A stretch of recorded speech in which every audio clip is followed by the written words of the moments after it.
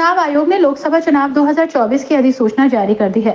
चुनाव आयोग ने लोकसभा चुनाव की तारीखों का ऐलान कर दिया है, जिसके साथ ही आदर्श आचार संहिता भी लागू हो गई है। 7 चरणों में लोकसभा चुनाव संपन्न कराए जाएंगे, जिसका पहला चरण 19 अप्रैल से शुरू होगा। मुरादाबाद में पहले चरण में 19 अप्रैल को मतदान होगा। चुनाव आयोग के द्वारा लोकसभा चुनाव की अधिसूचना जारी होने के साथ ही प्रदेश में आदर्श आचार संहिता लागू हो गई है। इस कड़ी में मुरादाबाद जनपद में भी लोकसभा चुनाव की तारीखों की घोषणा होते ही आदर्श आचार संहिता लागू होने के बाद शहर में जगह जगह राजनीतिक बैनर होर्डिंग्स को उतारने का काम तेजी से किया जा रहा है। नगर निगम के द्वारा शहर में जगह जगह लगे राजनीतिक बैनर पोस्टर होर्डिंग्स को हटाने का काम आदर्श आचार संहिता होते ही शुरू हो गया। चुनाव आयोग ने लोकसभा चुनाव 2024 की अधिसूचना जारी कर दी। पहले चरण का मतदान 19 अप्रैल को होगा, जबकि दूसरा चरण 26 अप्रैल, तीसरा चरण 7 मई, चौथा चरण 13 मई, पांचवा 20 मई, छठा चरण 25 मई और सातवां चरण 1 जून को होगा।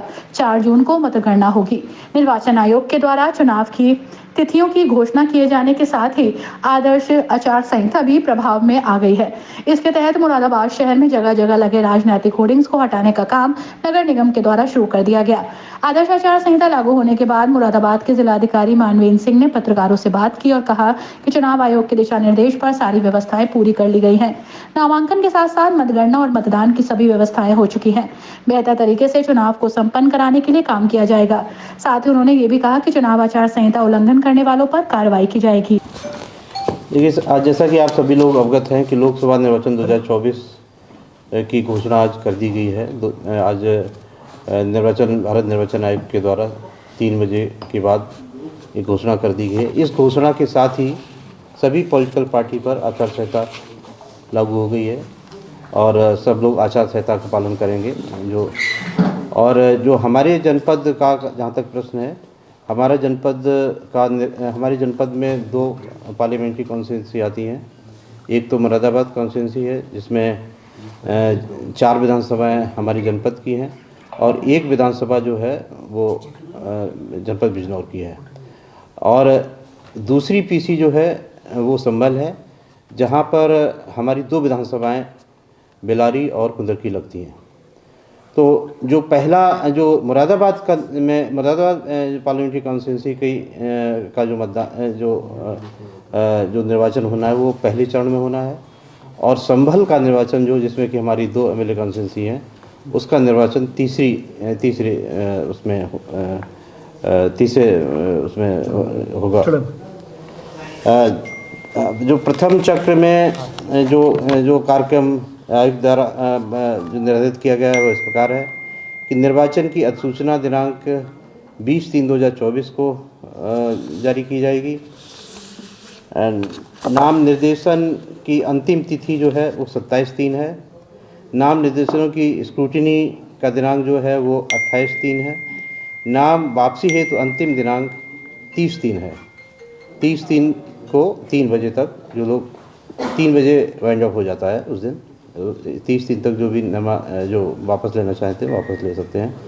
मतदान का दिनांक जो है 19/4 है। मतगणना का दिनांक मतगणना 4/6/2024 को होगी। जैसा कि मैंने बताया कि मुरादाबाद लोकसभा क्षेत्र में 4 हमारी विधानसभाएं हैं, कांट, ठाकुरद्वारा, मुरादाबाद ग्रामीण और मुरादाबाद नगर। बढ़ापुर जो है बिजनौर विधानसभा की है। इन सब की इन 4 की और कुंदरकी और बिलारी संभल, इनको मिला के 6 विधानसभाओं की मतगणना जो है वो हमारी जनपद में ही होगी। बढ़ापुर की जो मतगणना है वो बिजनौर में होगी। तो ये मतगणना जो है यहाँ पर मंडी समिति का जो कार्यालय है वहाँ पर जब निर्वाचन के पश्चात वहीं बॉक्स रखे जाएंगे और वहीं पर मतगणना होगी 4 तारीख से। सर, जो राजनीतिक पार्टियां उनको आपने कोई मैसेज फॉरवर्ड करने के लिए क्या रणनीति तैयार की, कैसे वो चुनाव करेंगे? देखिए, ये लगातार हम लोग उनके साथ बैठक करते हैं और बैठक के माध्यम से भी सूचना देते हैं और उनको समय समय पर हम लोग जानकारियां भी बैठक के माध्यम से उपलब्ध कराते हैं। बैठक ही एकमात्र तरीका है जिसमें हम उनको सूचना देते हैं। नामांकन में जो कहें कि क्या धनराशि निर्धारित की गई है? नामांकन की धनराशि, चूँकि हमारा लोकसभा सामान्य क्षेत्र है, तो 25,000 की धनराशि है दोनों लोकसभा के लिए। यहाँ पर भी इस तरह के प्रचार सामग्री है, वो उस पर हम लोग 24 घंटे के अंदर कार्रवाई कराएंगे और उसको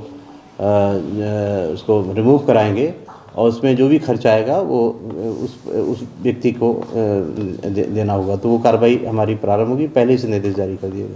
सर, कुछ सरकारी फ्लैक्स भी लगे हुए हैं जिन पे प्रधानमंत्री मोदी या योगी जी की फोटो लगी है, उनका खर्चा कौन वहन करेगा?